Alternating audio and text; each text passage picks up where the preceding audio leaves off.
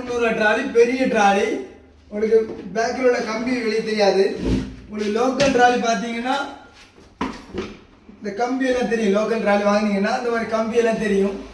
இந்த வெளியே கூட காஸ்ட்லியான பேக் கவரேஜ் ட்ராலி தான் கொடுக்குறோம். 1300 பெரிய ட்ராலி, நல்ல பெரிய ட்ராலி. 2000 4 வீலர் ட்ராலிலாம் 1300 மட்டும்தான்.